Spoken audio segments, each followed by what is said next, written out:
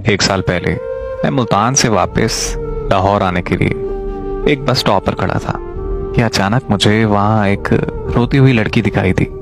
तो मैं उसके पास गया और उससे रोने की वजह पूछी कि वो आखिर क्यों रो रही है। वो मुझे कहने लगी कि मेरे अब्बू लाहौर में नौकरी करते हैं और थोड़ी देर पहले उनके दफ्तर से कॉल आई है कि उनका एक्सीडेंट हो गया है और वो लाहौर के एक अस्पताल में एडमिट है।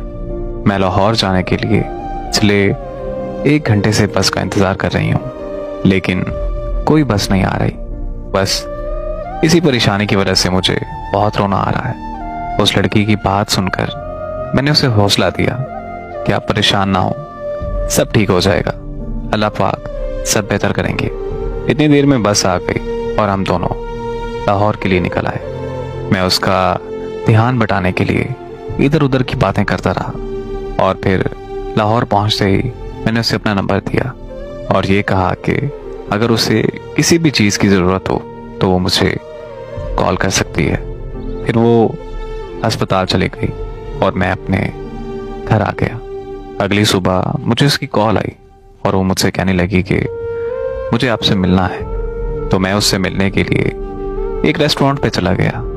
वहाँ वो मुझे कहने लगी कि मुल्तान में मैंने आपसे एक झूठ बोला था।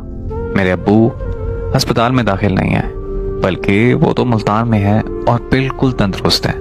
मैं तो अपने घर से भागकर उस लड़के से शादी करने के लिए लाहौर आई हूँ जिससे मैं शदीद मोहब्बत करती हूँ, लेकिन उस लड़के ने मुझसे शादी करने से इनकार कर दिया है। मुझे उस लड़की की कहानी सुनकर बहुत दुख हुआ। तो मैंने उससे पूछा कि क्या मैं उसकी कोई मदद कर सकता हूँ।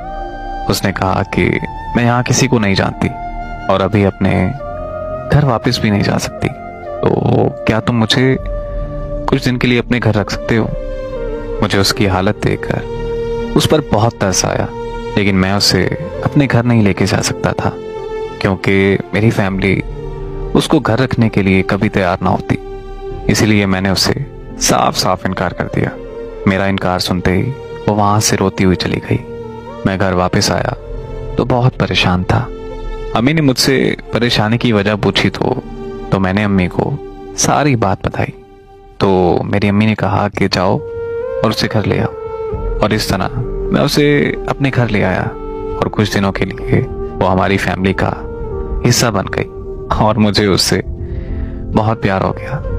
एक दिन हम दोनों घर की छत पर बैठे थे तो मैंने उसे प्रपोज कर दिया।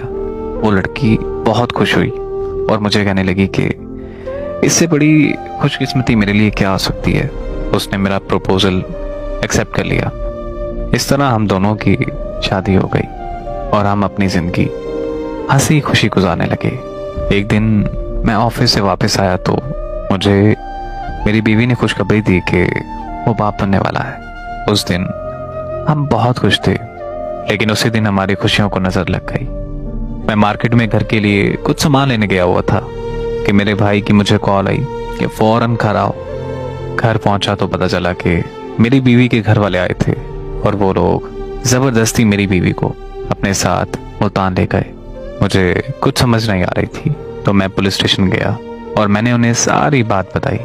उन्होंने मेरी रिपोर्ट दर्ज कर ली और मुझे यकीन दिलाया कि वो मुझे इंसाफ दिलाएंगे और मेरी मदद करेंगे। 1 हफ्ते बाद मुझे अदालत का नोटिस मिला जिसमें लिखा था कि मेरी बीवी मुझसे तलाक लेना चाहती है। ये पढ़ते ही मैं उससे मिलने उसके घर मुल्तान चला गया, लेकिन उसके घर वालों ने मुझे उससे मिलने नहीं दिया। फिर मैं वापस घर आकर अदालत की तारीख का इंतजार करने लगा। उसे नहीं लेकर आए, बल्कि उन्होंने ये बोल दिया कि वो बीमार है और अदालत में पेश नहीं हो सकती।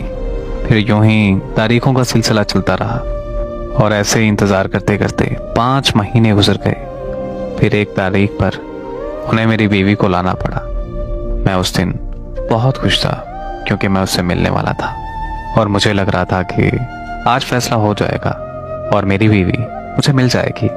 लेकिन जब मैंने अपनी बीवी को देखा तो मेरे पैरों तले जमीन निकल गई, क्योंकि मैंने देखा कि उसके पेट में बच्चा नहीं है, यानी वो मेरा बच्चा गिरा चुकी थी। फिर उसने जज के सामने कहा कि मुझे इससे तलाक चाहिए। क्योंकि मैं उस पर तशद्दुद करता हूँ और मेरे तशद्दुद की वजह से मेरा बच्चा ज़ाया हो गया। यकीन करें कि वो दिन मेरे लिए क़यामत का दिन था, जब जज साहब ने हमेशा हमेशा के लिए हमारी जुदाई लिख दी। मैं उस दिन ऐसा खामोश हुआ कि अब मेरा किसी से बात करने को भी दिल नहीं करता। मैं अगर चाहता तो अपने बच्चे के कत्ल का केस कर सकता था, लेकिन मैंने अपना ये मामला अपने अल्लाह के सुपुर्द कर दिया और दिल में ये ठान लिया कि मेरा इंसाफ अल्लाह करेगा।